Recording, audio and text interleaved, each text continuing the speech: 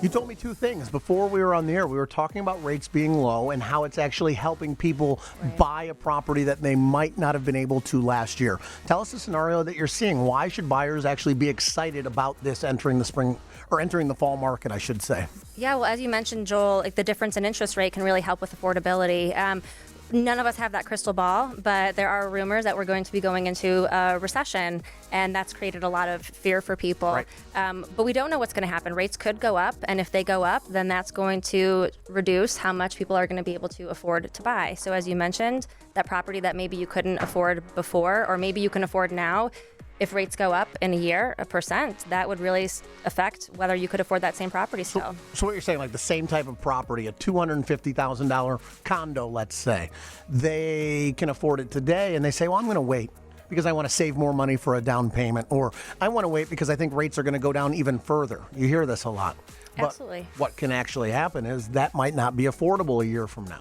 It might not be, and prices could appreciate. You know, three of the last 5 recessions we had, prices did actually appreciate anywhere between 3 and 7%. So with the appreciation in prices and an increase in interest rates, are almost guaranteeing that you're not going to be able to afford that same property in the future. What do you foresee as far as our industry with realtors, new brokers, and people who are young, or not young, but are rookies in the business?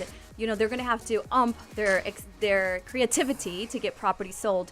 What are you seeing out there, and what are you advising your agents?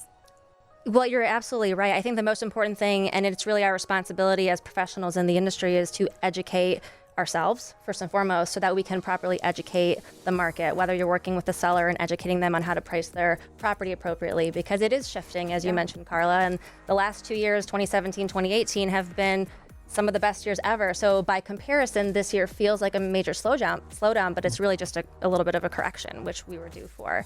And educating them too on what really is going to happen. This word recession, as you said, is kind of scary, but it's also misleading. And the recession of 2008, well, that was driven by housing. As Joel mentioned, you know, what's coming up now is not going to be driven by housing. So there's no need to have that same fear. It's healthy for markets to adjust.